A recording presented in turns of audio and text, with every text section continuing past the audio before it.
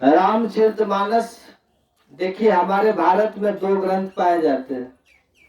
पहले का नाम है रामायण, जो कि सबसे प्राचीन है। महाभारत से भी पहले रामायण लिखी गई, समझ गए। ये सब अनादि ग्रंथ है।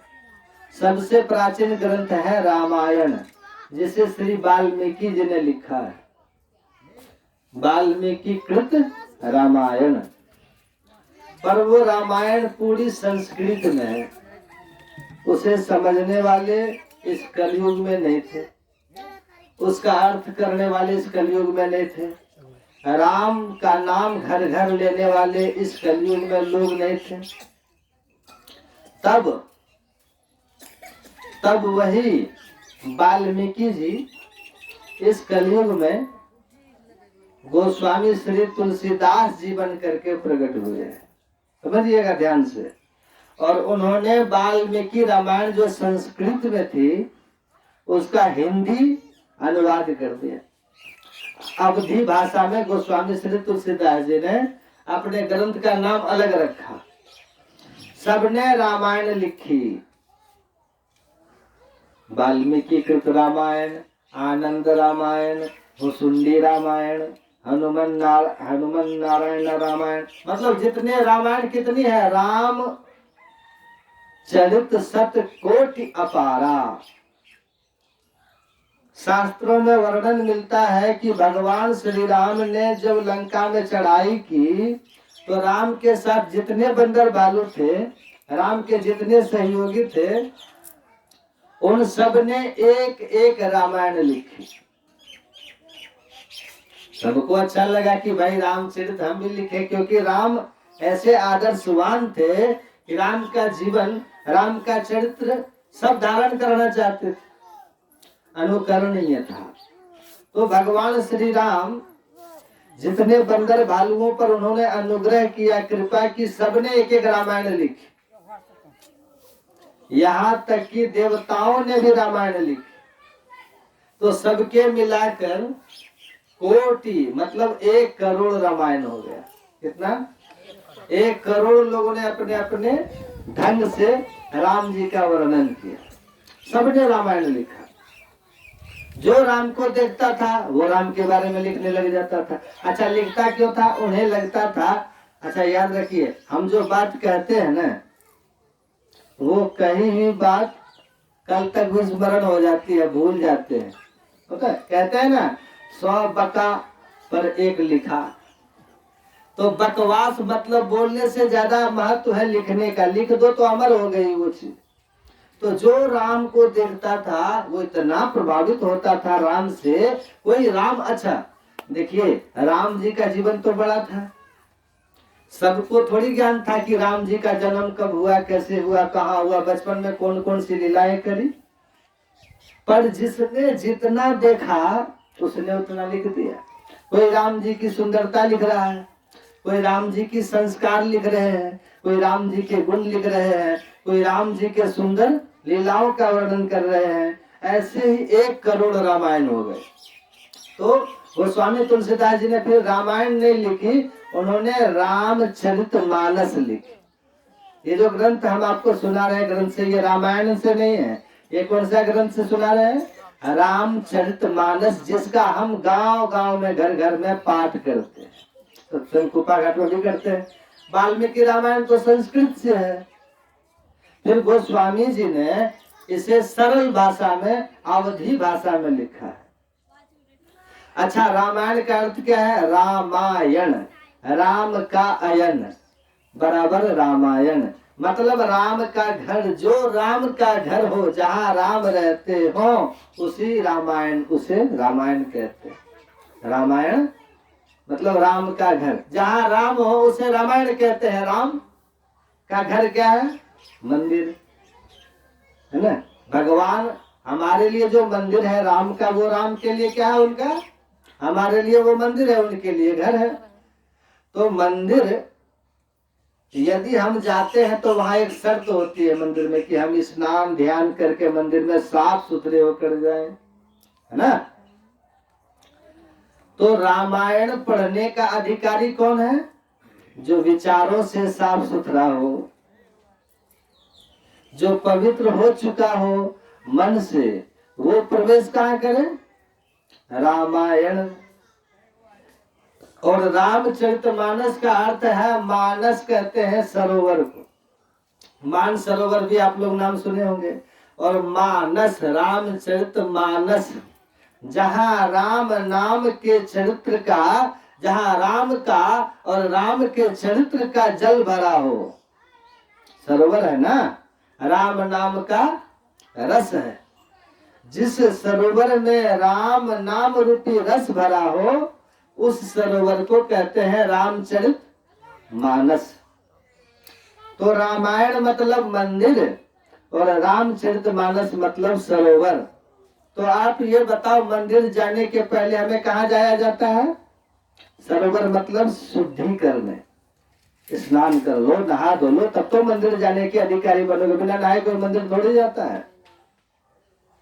तो रामायण में प्रवेश करना है तो पहले रामचरितमानस में प्रवेश करो, क्योंकि ये वो सरोवर है जो आपके शरीर में लगी जन्म जन्म की पाप की मैल, कपट की मैल, लोभ की मैल, अहंकार की मैल, हमारे शरीर में जो जन्म जन्म की मैल लगी है, वो साफ करना हो तो कहाँ साफ करेंगे?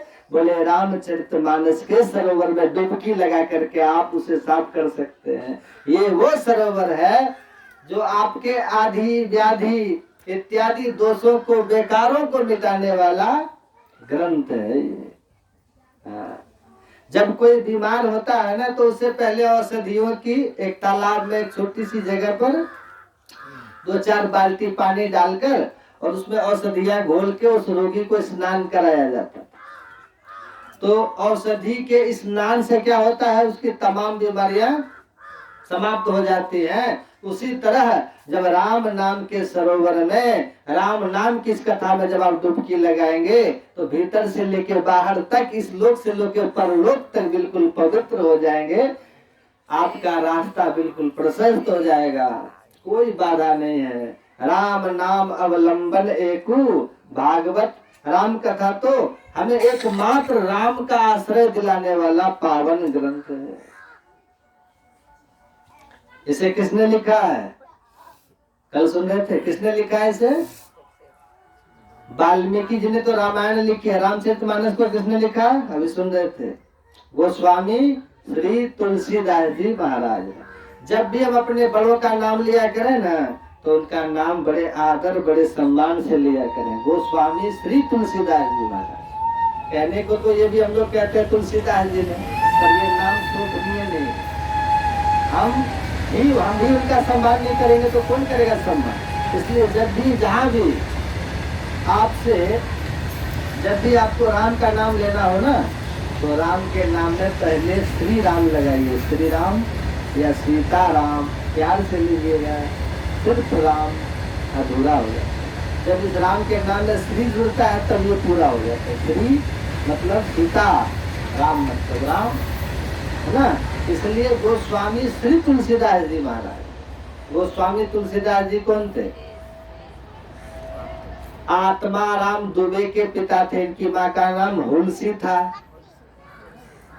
जब गोस्वामी तुलसीदास जी महाराज का जन्म हुआ 1589 संवत 1589 में उनका जन्म हुआ था।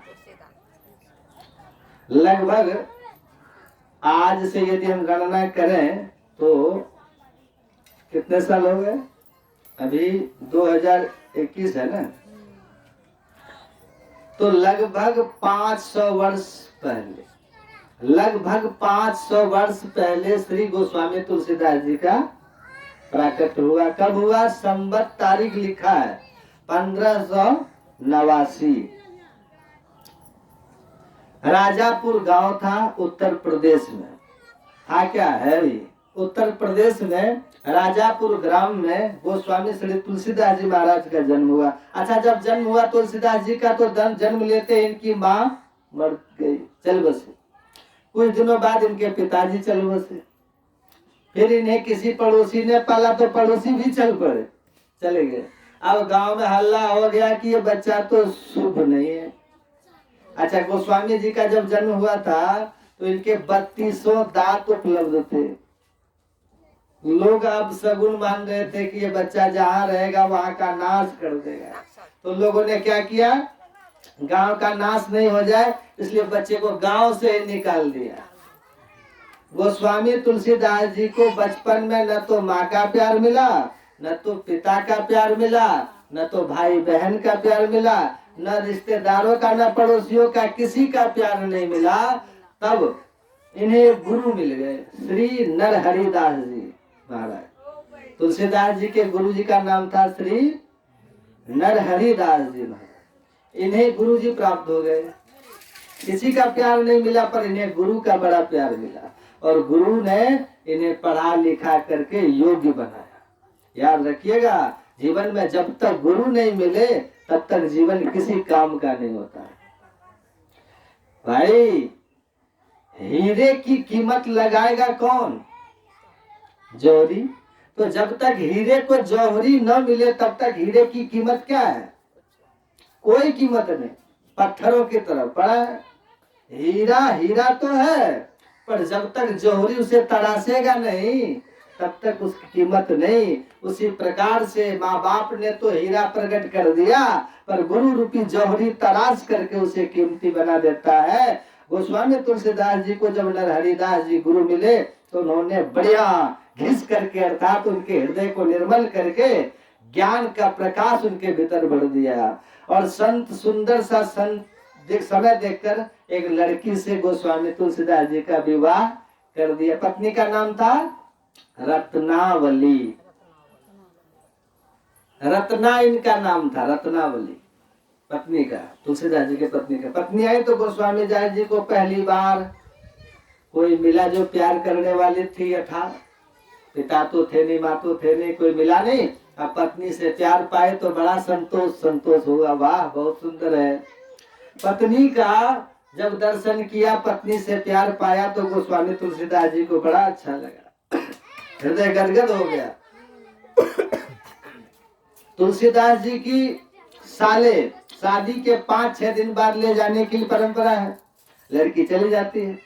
तो तुलसीदास जी महाराज जब जाने लगे, तुलसीदास जी की पत्नी को भाई लेने आया, साले साहब लेके जाने लगे। तुलसीदास जी बोले कहाँ जा रही हो?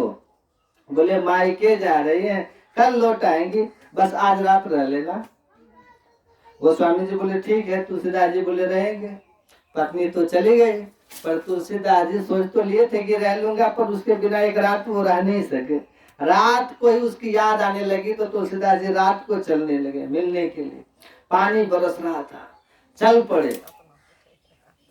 पांव मिट्टी में धंसते हुए पानी गिर रहा था, आगे चलते गए। एक नदी थी, नदी में मुर्दा बहता जा रहा था। पत्नी के प्यार में इतने आसक्त थे कि वो हर जगह अपनी पत्नी को ही देख रहे थे, हर जगह अपनी पत्नी ही पत्नी दिख रहे थे। अब तो मुर्दे को नाव समझ लिया तुलसीदास जी ने, और नाव समझ करके तुलसीदास जी उस मुर्दे को नाव समझ करके पार हो गए। और जब घर पहुंचे ससुराल तो एक सांप पत्नी के कमरे में प्रवेश कर रहा था। तुलसीदास जी को लगा मेरी पत्नी ने रस्सी डाल रखी है मेरे लिए। तो सांप को पकड़ करके तुलसीदास जी चढ़ गए। रात के 2 बजे पत्नी को जगाया, सुनो रत्ना, सुनो रत्ना। पत्नी जागी, आप यहाँ कैसे आए? पूछी, तुमने बुला लिया ना? रत्ना बोली मैंने कैसे बुला लिया? बोले तुमने नदी में नाव रखवाई और अपने घर में रस्सी बांधी, मैं समझ गया तुम मुझसे बहुत प्यार करती है। पत्नी बोली मैंने कब रस्सी बांधी? बोले देखो तुम्हारे कमरे में बाहर की तरफ रस्सी लटक रही है। रत्ना ने झांक कर देखा तो काला नाग। डर गई।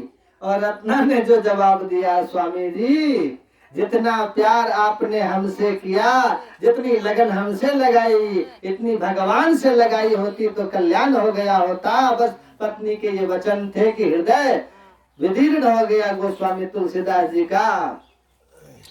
पलटते हुए तुलसीदास जी ने पलट कर नहीं देखा, उल्टे पांव जस के तस वापस चले गए और सब कुछ त्याग करके भगवान श्री राम के चरणों में आ गए और सीताराम सीताराम सीताराम सीताराम जपने लगे। गोस्वामी तुलसीदास जी ने जपना शुरू कर दिया। पत्नी के एक शब्द ने तुलसीदास जी को बैरागी बना दिया। क्या कहा? जितना प्यार हमसे करते हो उतना भगवान से करो। आप लोग भी अपने पतियों को कहा करो, है ना, कि हमसे प्यार करते हो भगवान से करो। कहती हो कि नहीं? कहते हैं ना। आपको डर लगता सचमुच तुलसीदास नहीं हो जाए। कहीं कह दिया और तुलसीदास हो गए तो इसलिए माताएं नहीं कहती। तुलसीदास को तुलसीदास बनाने में उनकी पत्नी का बहुत बड़ा योगदान था। अच्छा, तुलसीदास जी इतने बड़े भक्त कैसे बन गए? तुलसीदास जी इतने बड़े भक्त इसलिए बन गए क्योंकि तुलसीदास जी अच्छे प्रेमी थे। जिनको प्रेम करना आता है उनको भगवान को प्राप्त करने में कठिनाई नहीं है। देखिए, प्रेम करना तुलसीदास जी को आता था, बस बात यह थी कि वो प्रेम पत्नी से करते थे। अब पत्नी के एक मर्म वचन ने पत्नी ने भगवान की तरफ मोड़ दिया। एक मर्म वचन ने, भाई गाड़ी चल रही है बड़ी स्पीड में, वो सीधी जाएगी तो सीधा लक्ष्य प्राप्त करेगी, और थोड़ा सा टर्न कर दोगे तो वो चल तो रही है, चाहे आप सीधा ले जाओ या इस तरफ ले जाओ। अब कहाँ ले जाना है मर्जी आपकी। प्रेम आपसे आता है करना। अब आप दुनियादारी से, दुनिया के लोगों से प्रेम करते हैं तो वो प्रेम नरक की तरफ ले जाता है, और वही प्रेम भगवान के चरणों में हो जाए तो वो मोक्ष की प्राप्ति करा देने वाला प्रेम हो जाता है। राम ही केवल प्रेम प्यारा, और तुलसीदास जी प्रेम करना जानते थे। पत्नी से प्रेम किया, फिर धीरे से भगवान से। जो प्रेम पत्नी से था, फिर पत्नी की जगह उन्होंने भगवान को खड़ा कर लिया तो प्रेम भगवान से हो गया। आप लोग भी जहां प्रेम करते हैं, अच्छा आप लोग किन से प्रेम करते हैं? आप लोग करते हैं कि नहीं अपने पति से प्रेम? पति से नहीं करते, भगवान से बस करते हैं। अरे जिनके हैं वो तो बताएं, हैं? जिनसे प्रेम आप करते हैं, यदि आप अपने बेटे से प्रेम करते हैं तो बेटे की जगह भगवान को खड़ा करो। आप पति से प्रेम करते हैं तो पति की जगह भगवान को खड़ा करो। आप पत्नी से प्रेम करते हैं तो पत्नी की जगह, आप दुकान पैसों से प्रेम करते हैं तो उसकी जगह, जिससे हम प्रेम करते हैं उसी जगह भगवान को खड़ा कर लेने से क्या होगा? वो प्रेम भगवान से माना जाएगा और उस प्रेम से कल्याण हो जाएगा। वो प्रेम पावन हो जाएगा, वो प्रेम पवित्र हो जाएगा। तो गोस्वामी जी ने बड़े भाव से, बड़े सुंदर ढंग से रामचरितमानस की आपने रचना की। उन्होंने बड़े सुंदर ढंग से उन्होंने लिखा। क्या लिखा है गोस्वामी जी ने? गोस्वामी जी ने सबसे पहले श्लोक लिखे हैं। क्या लिखा है? वर्णानाम अर्थ संघानाम। गोस्वामी तुलसीदास जी को भगवान का दर्शन किसने कराया पता है? हनुमान जी ने। और हनुमान जी का दर्शन किसने कराया? एक प्रेत ने कराया था। गोस्वामी जी रोज खुले में शौच करने जाते थे, तो शौच के बाद जो पानी बहता था उसे झाड़ियों में फेंक देते थे। रोज का यही नियम था, उसी रास्ते रोज जाना, पानी रोज फेंकना। उस झाड़ी में एक प्रेत रहता था, और जो प्रेत रहते हैं ना, भूत प्रेत, ये गंदा पानी ही पीते हैं, शौच इत्यादि का। समझ गए? तो लोग कहते हैं महाराज जी ये पहले भूत प्रेत ज्यादा थे, अब कम क्यों? अब हमने कहा प्यासे मर गए सब। क्यों? पहले लोग खुले में शौच जाते थे, बच्चा फेंक देते, कुछ दो चार बूंदे में मिल जाती थी। अब सबके घर में टॉयलेट बन गए तो सब प्यासे मर गए भूत। सबके घर में बाथरूम जो हो गया ना, सब प्रेत मर गए। अच्छा है ना? गोस्वामी तुलसीदास जी रोज पानी फेंकते, एक दिन वो पानी डाला उन्होंने कि प्रेत वहां से प्रकट हो गया।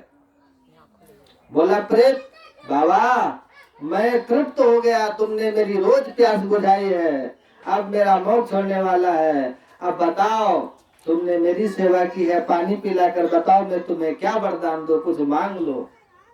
तुलसीदास जी ने कहा भैया यदि कुछ देना चाहते हो तो मुझे राम का दर्शन करा दो। देखिए सच कहता हूं, हमसे यदि मांगना आ गया ना तो भगवान को देने में बड़ा अच्छा लगता है। तुलसीदास जी प्रेत से बहुत कुछ मांग सकते थे, धन दौलत तो यूं ही चुटकी में दे देता था, पर तुलसीदास जी ने मांगा क्या? हमें राम का दर्शन करा दो। तब उस प्रेत ने कह दिया कि आप जब कथा सुनाते हैं तो वहां पर जो बूढ़े से बुजुर्ग से एक वृद्ध पुरुष आते हैं, कंबल ओढ़ के, मक्खियां पास में रहती है, बस उनके चरण पकड़ लेना। उस रूप में रोज आपकी कथा सुनने श्री हनुमंत लाल जी ही जाते हैं। अब तो गोस्वामी जी दंग रह गए, हे भगवान कथा सुनने रोज हनुमान जी आते हैं। हाँ, जहाँ कथा होती है ना वहाँ हनुमान जी जरूर आते हैं। राम कथा सुनबे को रसिया, राम लखन सीता मन बसिया। हनुमान जी बड़े रसिया है कथा के, खूब प्रेम से कथा सुनते हैं। तुलसीदास जी रोज कथा सुनाया करते थे तो हनुमान जी सुना करते थे। अब की बार जब गोस्वामी जी ने कथा सुनाई तो तुलसीदास जी महाराज ने देखा कि सचमुच एक बुजुर्ग बैठा है। जब कथा पूरी हुई सारे श्रोता प्रसाद लेके जाने लगे तो तुलसीदास जी ने व्यास पीठ से उतर के हनुमान जी के चरण पकड़ लिए, बाबा हमें दर्शन दो और हमें राम का दर्शन कराओ। उन्होंने कहा व्यास जी आप तो भगवान स्वरूप है, आपने तो कथा सुनाई और आप श्रोताओं के पांव पकड़ते हैं। हनुमान तुलसीदास जी बोले बहानेबाजी मत करो प्रभु, आप बच के जा नहीं सकते, मैं समझ गया हूँ आप भगवान हैं। तब हनुमान जी अपने यथार्थ रूप में प्रकट हो गए। तुलसीदास जी ने प्रणाम किया और हनुमान जी की कृपा से तुलसीदास जी को राम का ज्ञान हुआ। और अंत में गोस्वामी तुलसीदास जी चित्रकूट में बैठे थे, हनुमान जी से आज निवेदन किया कि आज हमें दर्शन कराओ। हनुमान जी बोले राम तो आपके पास रोज आते हैं। अच्छा, तुलसीदास जी चंदन दान करते थे। चित्रकूट के घाट में भई संतन की भीड़, तुलसीदास चंदन घिसे। चित्रकूट के घाट में तुलसीदास जी रोज चंदन घिसते थे और सभी को माथे पर लगाते थे इस भाव से ये राम जी का माथा है, मैं तिलक राम को लगा रहा हूं। आप लोग रोज बहुत लोग लगाते हैं ना, तुलसीदास जी ने भगवान को चंदन नहीं लगाया क्योंकि तुलसीदास जी तो प्राणी मात्र में भगवान का दर्शन करते हैं। तो वो मानते हैं कि जब वो आपके माथे पे तिलक लगा देंगे तो जीव ये भगवान के माथे में अपने आप तिलक लग जाएगा। इसीलिए गोस्वामी तुलसीदास जी सबको चंदन लगाते। एक दिन सचमुच राम सीता आए और राम लक्ष्मण आए और चंदन लगवा के जाने लगे, तब हनुमान जी तोता बन के बोले चित्रकूट के घाट में भई संतन की भीड़, तुलसीदास चंदन घिसे, तिलक लेत रघुवीर। आज गोस्वामी तुलसीदास जी को जब सुनाई पड़ा, हनुमान जी ने कहा पकड़ो, जैसे हमें पकड़ा था ऐसे इन्हें पकड़ो। ये जो राजकुमार तुमसे चंदन लगवा रहे हैं साधारण बन के, यही भगवान है। अब तुलसीदास जी का ध्यान भंग हुआ और चरणों में गिर पड़े तो भगवान श्री राम धनुष बाण लेकर प्रकट हो गए। तुलसीदास जी ने प्रत्यक्ष दर्शन कर। बोलिए राजा रामचंद्र भगवान की। राम का आशीर्वाद श्री गोस्वामी जी को प्राप्त हुआ। इस कली काल में भी गोस्वामी तुलसीदास जी ने प्रत्यक्ष रूप में भगवान श्री राम का दर्शन किया। जब तुलसीदास जी महाराज ने रामचरितमानस लिखी ना, तो तुलसीदास जी का बड़ा विरोध किया था विद्वानों ने। काशी में बहुत विरोध किया, अरे तुमने हिंदी में क्यों लिख दी, संस्कृत में लिखना चाहिए था। सारे विद्वान बोले हम इस ग्रंथ को मान्यता नहीं देंगे। तभी काशी विश्वनाथ मंदिर में भगवान शंकर के पास सबने अपने अपने ग्रंथ लिखे। तुलसीदास जी के कंपटीशन में औरों ने भी ग्रंथ लिखे। किसी ने कहा हमारे ग्रंथ को महत्व दो, हमारा ज्यादा पावरफुल है। किसी ने कहा हमारे ग्रंथ को महत्व दो, हमारा पावरफुल है। तब तुलसीदास जी की रामचरितमानस को काशी कि भगवान शिव की नगरी में, भगवान शिव के मंदिर में, वहां रामचरितमानस को सबसे नीचे रखा गया और अन्य लोगों के ग्रंथों को इनके ऊपर जमाया गया और दरवाजा बंद किया गया। बोले सुबह जो ग्रंथ सबसे ऊपर मिलेगा उसी को मान्यता दी जाएगी। ना हम निर्णय करें ना आप निर्णय करो, निर्णय भगवान शंकर करेंगे। पूरी रात कीर्तन हुआ श्री राम जय जय राम का। और वहां सुबह जब देखा गया तो तुलसीदास जी की रामचरितमानस को भगवान शंकर ने नीचे से निकाल कर ऊपर रख दिए और अपने सिग्नेचर कर दिए। सत्यम शिवम सुंदरम आपने साइन कर दिया शंकर भगवान ने। यही सत्य है, यही शिवम, शिव मतलब कल्याणकारी, सत्यम यह सत्य है, यह कल्याणकारी है और यह सुंदर है, इससे सुंदर कुछ नहीं है। तब गोस्वामी तुलसीदास जी की विरोधियों का मुंह बंद हुआ। और कहा तो ये भी जाता है कि तुलसीदास जी की घास की कुटिया थी तो उन्होंने रामचरितमानस को अपनी कुटिया में रखा था। तो कुछ लोग जिन्हें आज हम आतंकवादी कहते हैं ना, कुछ विरोधी लोग रामचरितमानस को चुराने ले गए थे, चुरा के फाड़ के या जला के फेंक देंगे। क्योंकि जलने वाले तो उस जमाने में भी थे ना, तुलसीदास जी से जलते थे कि भाई इन्होंने इतना ख्याति प्राप्त कर ली, इतना बड़ा ग्रंथ तैयार कर दिया। तो दो चोर गए, तो जब चोर गए तो तुलसीदास जी अंदर सो रहे थे, रामचरितमानस रखी थी। और जब चोरों ने देखा तो वहां दो लोग धनुष बाण लेकर पहरा दे रहे थे। राम लक्ष्मण स्वयं इस ग्रंथ को इस धरती पर लाना चाहते हैं। राम स्वयं ये चाहते हैं कि ये ग्रंथ रामचरितमानस धरती पर आए ताकि जन प्राणी मात्र का इस ग्रंथ से उद्धार हो, कल्याण हो। इसके रक्षक रखवाले स्वयं भगवान श्री राम बने।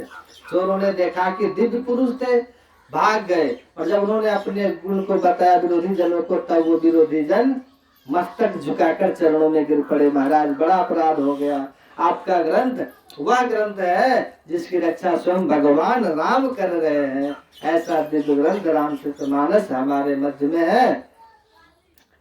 ये वही रामचरितमानस ग्रंथ है जिसको लोग सुन करके अपना कल्याण कर लेते हैं। इसलिए अब गोस्वामी जी ने इस ग्रंथ में क्या लिखा है वो मैं आपको सुना रहा हूं। पहला वाक्य गोस्वामी जी का क्या है?